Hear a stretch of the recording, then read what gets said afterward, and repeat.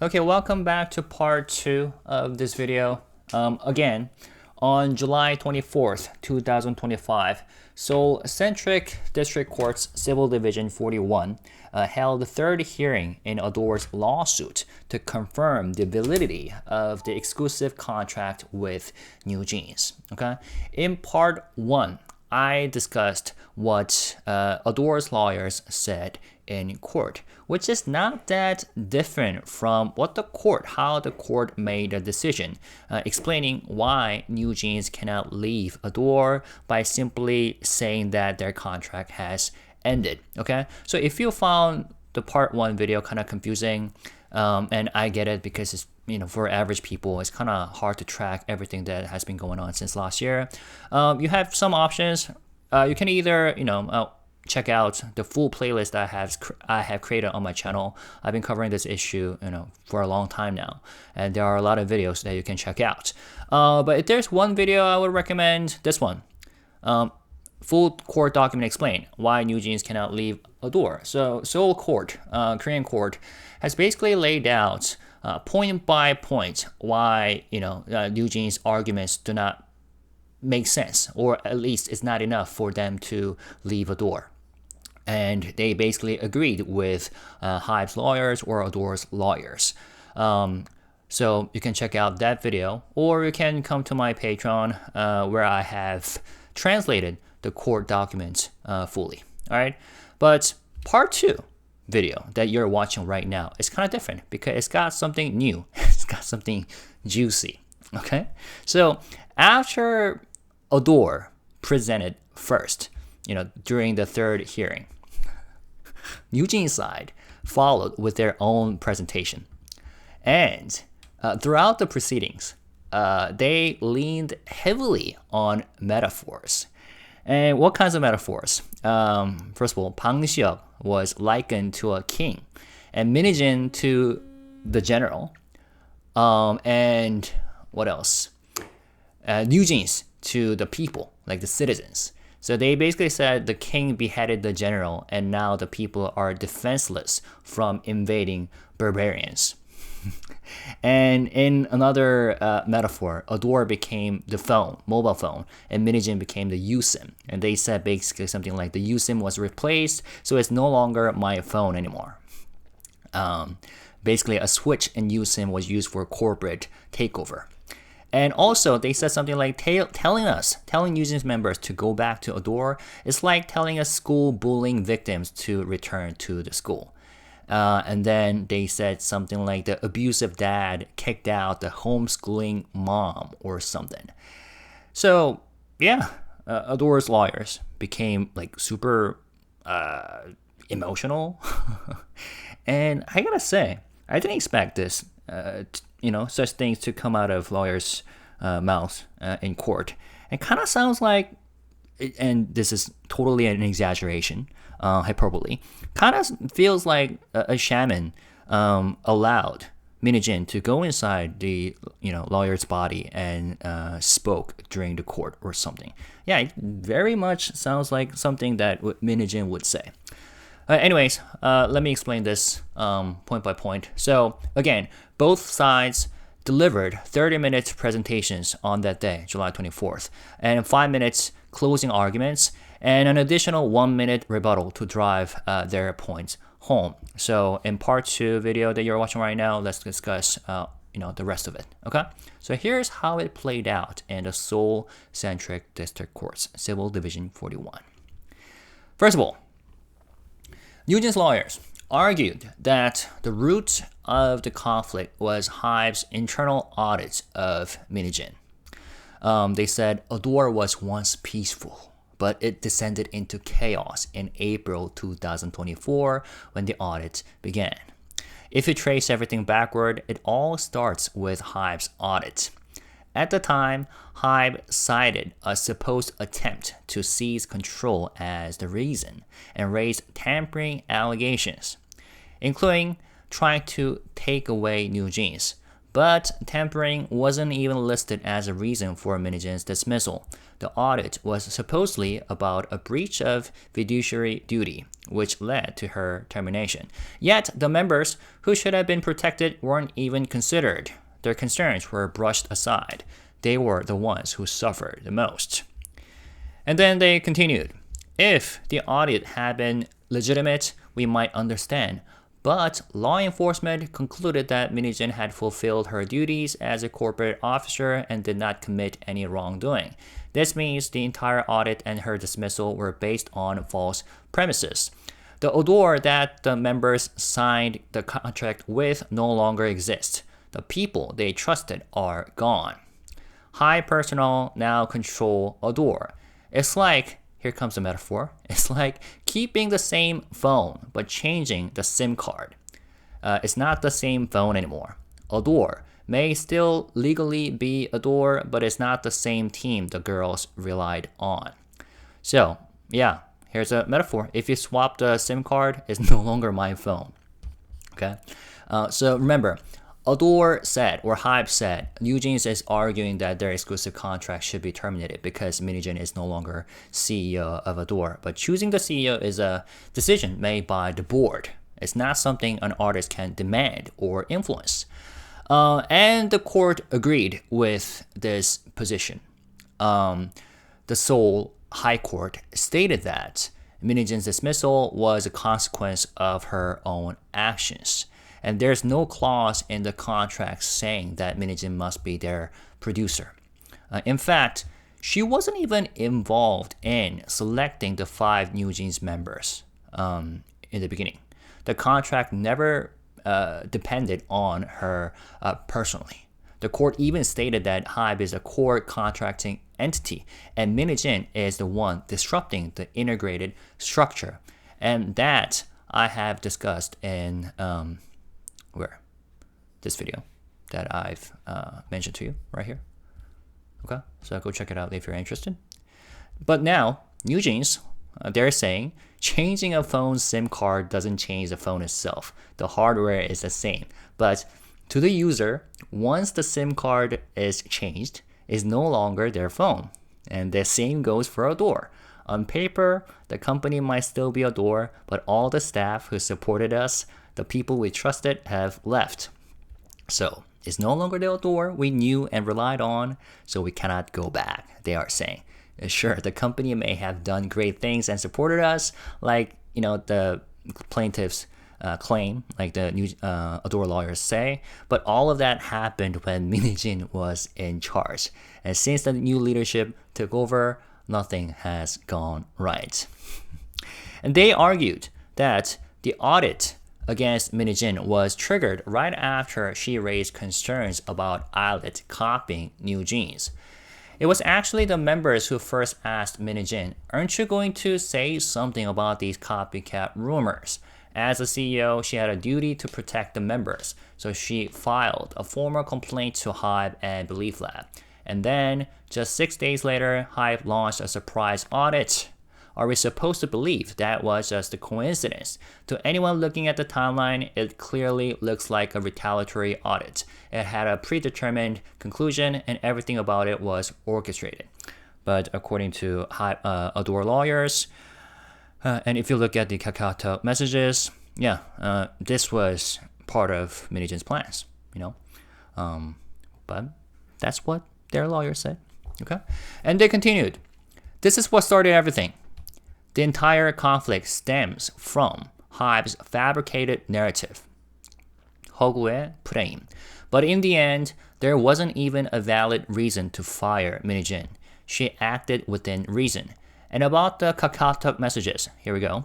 If someone casually says, "I'm going to be president one day," does that make them a threat to the government, like the coup d'etat? People say all kinds of things in private conversations. By the way, ADOR lawyers will rebut that later on. They also brought up the incident involving Honey and the ignore her comment. Hani said she was fine going into the dressing room, but when she came out, something upsetting happened. Someone said ignore her, but when we asked the company to show the footage from that moment, they only showed the entry, not the exit. When we asked for the latter, they said, oh, sorry, it got deleted. That's how their lawyer, Newjeans lawyers said, oh, sorry, it got deleted. Why is there footage of her going in but not coming out? The lawyer said to the court. They essentially called Hani a liar. What kind of company publicly treats its own artists like that? If a parent truly cares about their child, they don't go around telling the world their kid is lying. The members were devastated. How could they possibly return to a company that treats them this way? Again, this was addressed in court decision, so if you're interested, go check it out. And by the way, as a Korean citizen, I am kind of still traumatized by the fact that they allowed, the politicians allowed Newjeans member Hani to talk about the incident and her experience at the National Assembly audit event. Yeah, but I think I've discussed that enough on my channel. As for why ADOR failed to protect Newjeans, they explained, you have to understand HYBE's multi-label structure. Each label is ultimately under HYBE's control. The harm done to Newjeans, violations of their rights, various forms of mistreatment, didn't come from outside companies. It came from HYBE's own affiliates like Source Music and Believe Lab. The new ADOR management, which is now under HYBE, can't stop this from happening. From HYBE's perspective, this is just a family fight. And here comes another metaphor. It's like telling a younger sibling to endure abuse from their older sibling. Just deal with it. That's the kind of neglect we have experienced.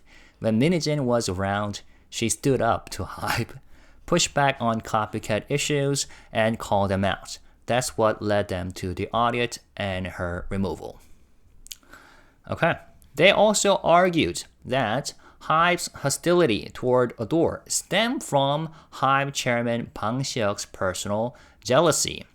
According to Newjeans' side, Chairman Bang may have launched BTS to global success, but he has never had a hit girl group. Okay. When Min Hee-jin struck gold with Newjeans, part of him was proud, but another part felt threatened. If she had simply played along, maybe things would have been fine, but she kept speaking up, calling out unfair treatment, raising concerns about copycat issues, and that made her a thorn in HYBE's side. So they went after her with an audit. And here comes another metaphor. They added, to use a metaphor, there's a king, and a highly capable general achieves great victories. The king starts to feel threatened. When the general speaks bluntly to the king cries treason and has him executed, or has her executed. You could argue that getting rid of the general is within the king's power. Fine, but what about the people the general was protecting? If you care about the people, you don't just strike down the general. But in this case, no one gave any thought to the people. Now the people are left defenseless against 외구와 오랑캐로부터 보호를 얻지 못하는 상황인 거다. Now the people are left defenseless against invaders and barbarians. Yeah, they used that phrase, words, 외구와 오랑캐. And they continued. There was no plan for the defendants left behind after Min Hee-jin was cast out. From the members' point of view, who saw all of this unfold firsthand, it was clear they wouldn't be able to continue under ADOR. It's not that Min Hee-jin persuaded them. One by one, everything built up until it became clear they simply couldn't stay at ADOR. The members came to this conclusion together. Now, about that phrase, do I have? Okay, I don't have it. About that phrase, 외구, 외구와 오랑캐. First of all, 외구 historically referred to Japanese pirates who raided Korean coast. Okay, and 오랑캐 is an old Korean term used historically to refer to barbarians or foreign invaders, often with a derogatory connotation. It's similar to how the word barbarian was used in Europe, or how uncivilized outsiders were portrayed in like ancient Chinese or East Asian context. And in Korean history, 오랑캐 was typically used to describe nomadic tribes or invading forces from outside the Korean peninsula, like for example, like Manchus or Mongols, particularly when they posed a military threat or were seen as culturally inferior. Okay, and of course, in modern usage, it's archaic and rarely used seriously. Like if someone uses it now, it's usually in a metaphorical, like rhetorical or slightly dramatic way, often to criticize perceived threats or chaos brought by outsiders. Like in this case, where the metaphor goes, you beheaded the general, Min Hee-jin, and now the people, Newjeans, are defenseless against 오랑캐. I think that's by that they're referring to HYBE. So casting HYBE as an invading force. So it's definitely not a term you would want to use lightly in everyday conversation, as it carries a lot of baggage. But surprisingly, Sejong law firm lawyers used it in court. They added, the members, Newjeans members, are in a full-blown identity crisis. I crossed this out because I think the journalist made a mistake by saying ADOR 측은, the ADOR lawyers, but in this case, it's definitely Newjeans lawyers. So they added, the members are in a full-blown identity crisis. They want to continue performing, but not under the plaintiff's label. And ADOR's response is essentially, a contract is a contract. We don't care about your feelings. Just come back. We'll be nice now. We won't hit you. But after everything that's happened, the defendants have lost all trust. They're so anxious, they need treatment for depression just from being near the company building. Yet ADOR still expects them to dance and sing on stage. It's like their basic rights don't matter.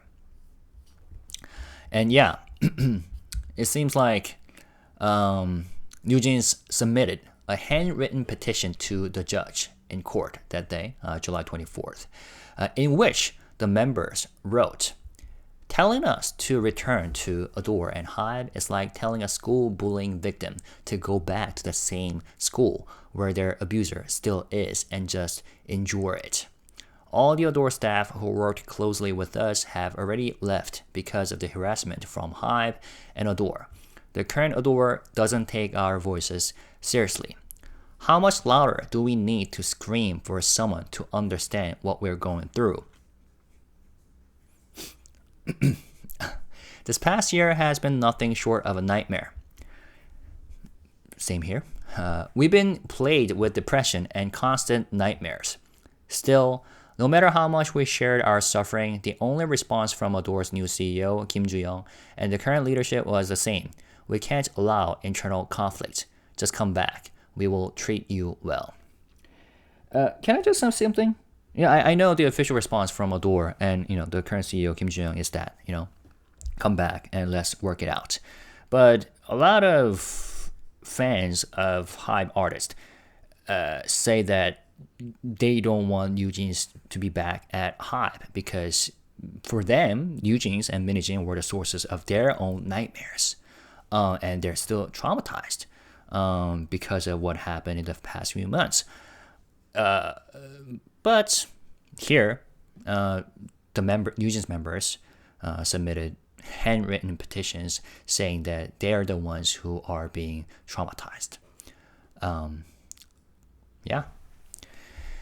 Anyways, they added, this is the defendant's own independent will, and not something Min Hee-jin put them up to. The trust is gone, and it's not mutual anymore. ADOR insists that our relationship hasn't been severed, but let's think of it in terms of a marriage. If a wife says she can't live another day with her husband, that even seeing his face fills her with rage and physical revulsion. Can a court really say, well, your husband still loves you, so just live with him? So here's another metaphor. This lawyer is going wild with metaphors, and they said it's the same. For the Newjeans members, even approaching ADOR's building or a hot company building causes panic attacks and requires antidepressants. In this situation, can the court truly order us to just go back because ADOR wants you? As someone who understands the law, I know contracts matter, but exclusive artist contracts are not like ordinary business agreements. They are deeply personal. They involve the whole person. At this point, I kind of feel like the reason why the lawyers decided to become, use these metaphors and decided to take the emotional approach is probably because they lack evidence and reasons to persuade the court to say what they want. But yeah, it's super interesting, how they are laying out these metaphors one by one in front of the judge. They continued. Min Hee-jin was unjustly kicked out without cause. Okay, Min Hee-jin again. To the defendants, she was like a homeschooling mom. All right, metaphor number 65. She raised them, taught them, nurtured them. And then one day, an absent father with a history of abuse returns and kicks out the mom. The kids leave too. And the court says, don't worry about your parents fighting, just study. That's exactly what this is. Okay. The mother, actually here they didn't really say the court as a subject, but so they omitted the subject. So basically, an absent father with a history of abuse returns and kicks out the mom. The kids leave too. And people are saying, don't worry about your parents fighting, just study. That's exactly what this is. The mother who raised them is gone, and they're told, we will assign you a new and better mom, so come back. That's not how it works, they said. In this entire mess, the biggest victims, the ones sacrificed, are the defendants. They say the girls are just following Min Hee-jin's lead, but that insults their intelligence and distorts the facts. The one thing the defendants have consistently asked is, bring back the ADOR we believed in. Okay. If they could go back to the ADOR that existed when they signed their contracts with, they will return even if you told them not to. But now it's like a phone with a new SIM card. Here we go again. The SIM card analogy. It may look the same on the outside, but it's no longer theirs. HYBE controls it now, and the girls know what kind of treatment awaits them there. That's why they can't go back. Comparing Min Hee-jin to a homeschooling mom, when in fact she was the one who said all these crazy, wild things about the Newjeans members. If they try to act all cool and say fancy things at a awards acceptance ceremony, but don't even to bother to acknowledge me, I would seriously want to kill them. LOL. These brats can't even lose a bit of weight and get chewed out like crazy. Just tell them to stay humble. Even if they're gaining weight like pigs, we're still supporting them. What do they even know? They should just look in the mirror. Haha. It's not like they made it because they're actually good. Can't even lose a single pound and getting scolded like immature brats. Wow, someone is getting fatty. These clueless kids calling themselves fans and causing a fuss. That's what Min Hee-jin said privately behind the members' backs. Yet the lawyers, Newjeans lawyers, are still comparing Min Hee-jin to a mom, homeschooling mom. Homeschooling? I wonder why they use the term homeschooling though. All right, back to what the lawyer said. ADOR's side is basically saying Min Hee-jin's departure was a management decision. You still have to fulfill your contract. On the surface, that sounds reasonable, but let's say there's a master artisan with a unique creative touch. All right, Metaphor number 85. You sign a contract with the company because of that person. And say, meaning the members signed the contract with the company because of Min Hee-jin. Then the company kicks her out. Wouldn't you naturally say, I signed because of them, so I want out? And yet, they say, that's not your concern. That person was fired for a reason. You still have to honor the deal. It's the same situation. Well, according to Seoul High Court, originally, they acknowledged the fact that Newjeans members, originally when they were trainees, they signed a contract with Source Music. Source Music entered into training contracts with Newjeans, starting with Minji, followed by Honey, Heejin, Daniel, and Heejin. Okay. In particular, Minji was already selected before Min Hee-jin joined HYBE, and there is no objective evidence that Min Hee-jin directly participated in the process of selecting the remaining Newjeans members as the training members of Source Music. Okay.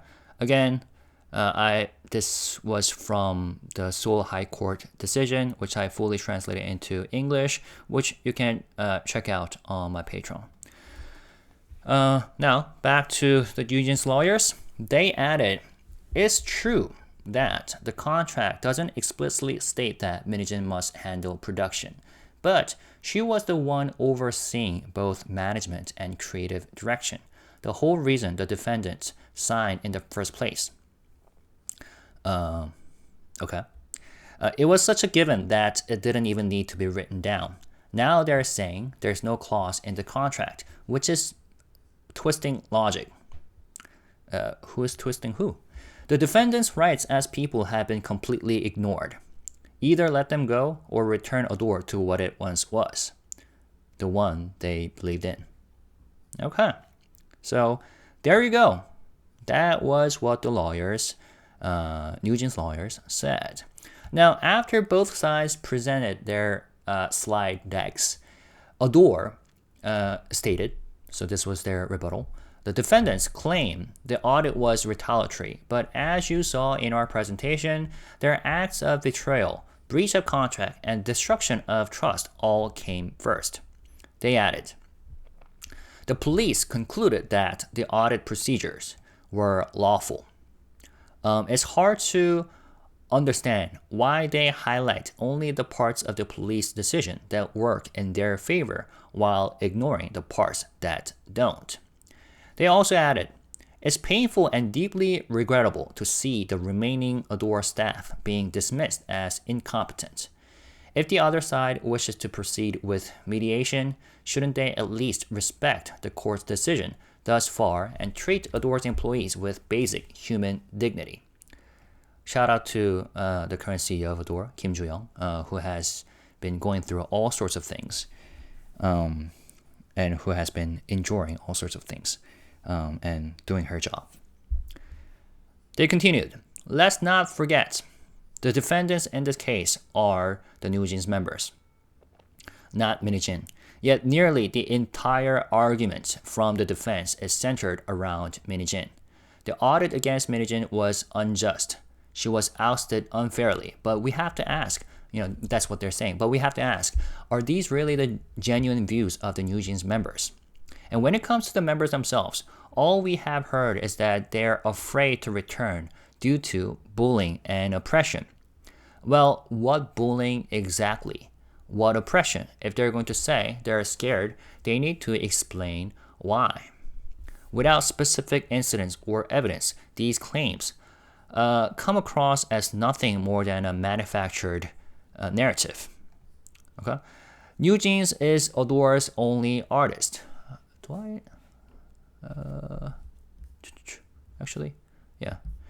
Newjeans is their only artist. ADOR's only artist. Its only source of revenue. If Newjeans succeeds, ADOR employees can make ADOR employees. If Newjeans succeeds, ADOR employees can make a living. If ADOR thrives, HYBE thrives.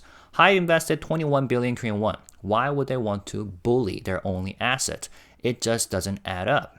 As for the claim that Min Hee-jin blew the whistle on plagiarism and was punished with an audit in retaliation, if you're going to make that argument, there should at least be some kind of message between her and her inner circle. Like, we're so upset about the plagiarism. What can we do? Should we raise a complaint? But there's nothing of that sort.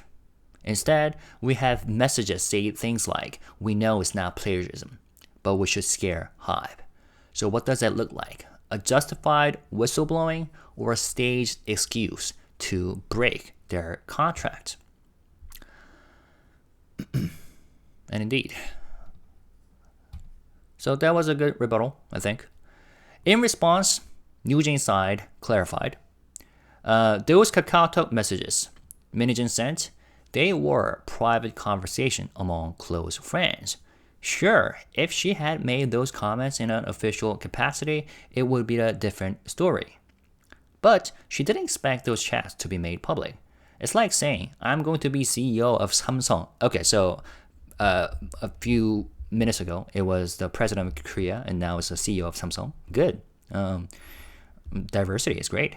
So metaphor number 95. It's like saying, I'm going to be CEO of Samsung to your friends, and then getting accused of plotting a corporate coup.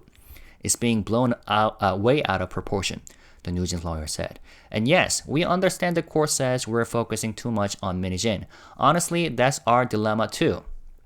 We would rather not talk about her. Yep, same here. But it's impossible to explain what the members have gone through and how they feel without bringing her up. She's part of the context.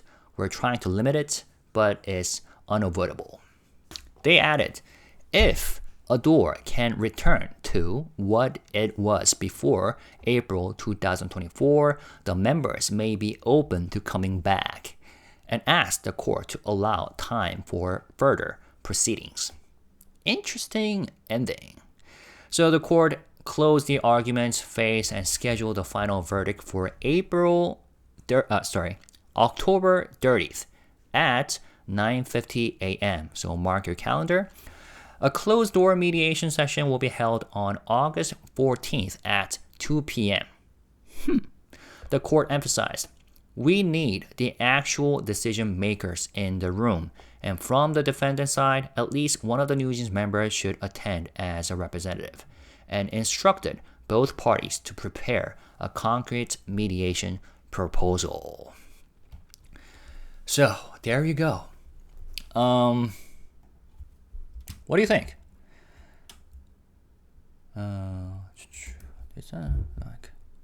Yeah. So first of all, if we were to analyze what the Newjeans members' lawyers said, it goes something like, first of all, their strategy is to emotionalize the case through analogies. Like whether it's abusive father, domestic violence, SIM card, homeschooling mother. And they avoid direct rebuttals to the most incriminating evidence, like KakaoTalk messages. And they frame the members as emotionally paralyzed and incapable of returning, regardless of legal merit. But what they're failing to do, I think, and what the judge seems increasingly aware of, is provide a concrete justification for the contract termination. Because everything leads back to Min Hee-jin, and yet the defense continues to claim it's not about her. Meanwhile, the evidence against Min Hee-jin is pretty devastating, because it's no longer speculation. It's a paper trail, which even the Seoul High Court acknowledged. KakaoTalk messages from 2021, like referencing taking over in 3 years, which aligns exactly with 2024 events, and instructions to her deputy, VP, vice president, to draft fake complaint letters in the parents' names, and emails scripted in Hain's father's tone, which we have discussed in part 1 video.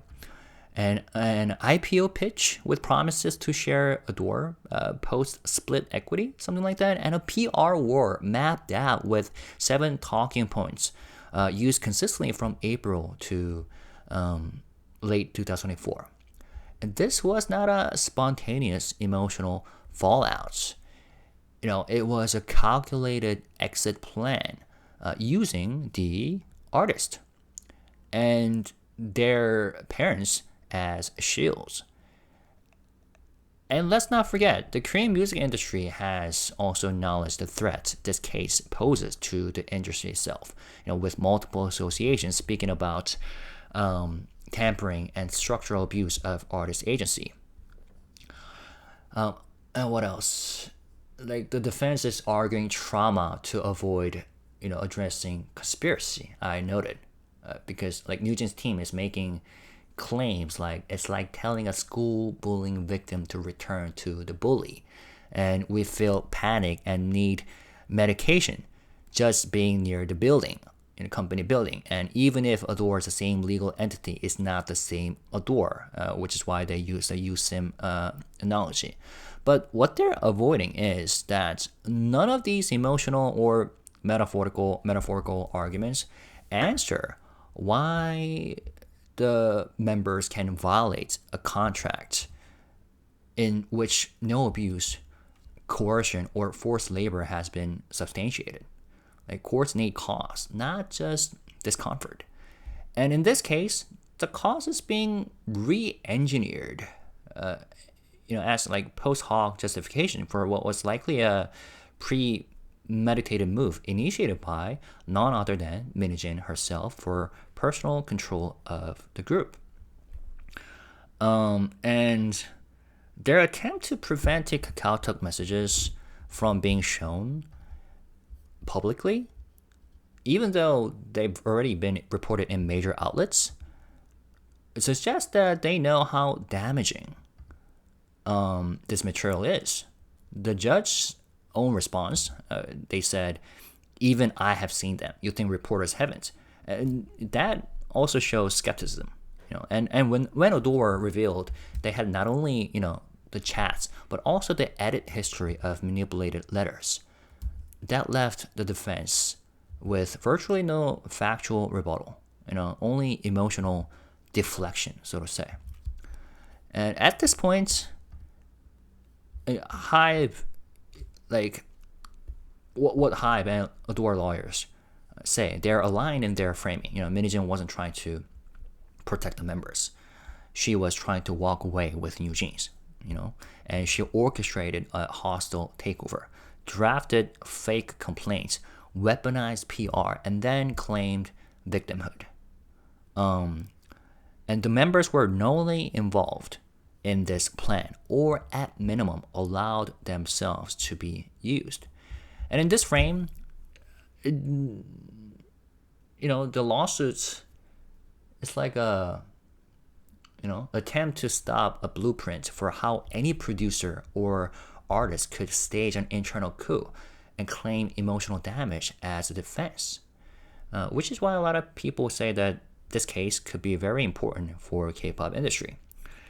And they said the mediation will happen on August 14th, right? But it could be just a formality.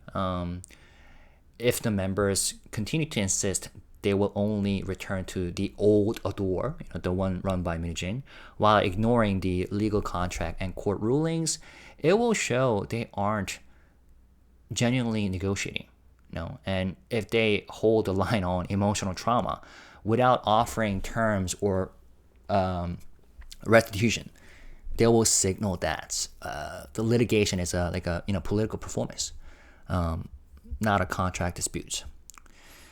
So this case is pretty big. Whether artists can break contracts because they no longer feel safe, even without evidence. It's about that. And it's also about whether producers can stage takeovers from within and shield themselves using artists and their parents. And also it's about whether the K-pop industry will adopt instability where legal frameworks are overridden by feelings and PR narratives. So very interesting, even though there's nothing groundbreaking. And it was also interesting how the ADOR lawyers, Kim and Jung, responded to one of the analogous metaphors made by Newjeans lawyers about, where they compared Bang Seok to the king. they were saying that KakaoTalk messages are just jokes, private conversation, casual conversations. But Kim In-jung said that it depends. You guys are saying that it's just casual chat and jokes, but it really depends on who is making such statements. For example, if a general soldier, just a regular soldier, talks about revolution or coup, it may be just a joke. But if a general, like high-ranking general, talks about waging revolutions and coup, that could really be something else. It could seriously be considered as an attempt for coup. And speaking about Samsung, I'm going to be a CEO of Samsung one day. That kind of that reference.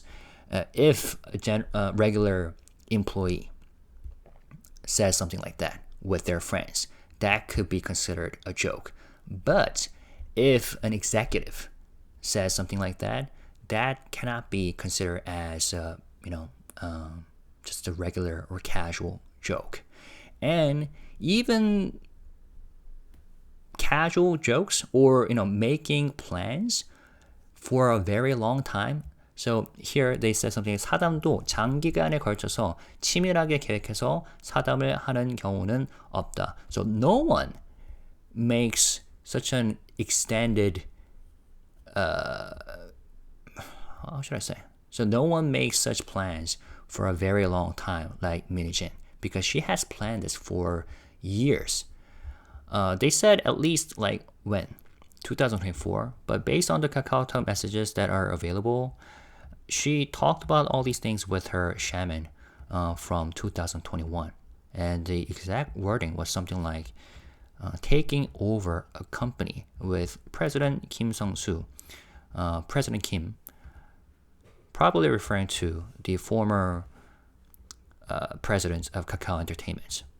So there has been mounting evidence against Min Hee-jin.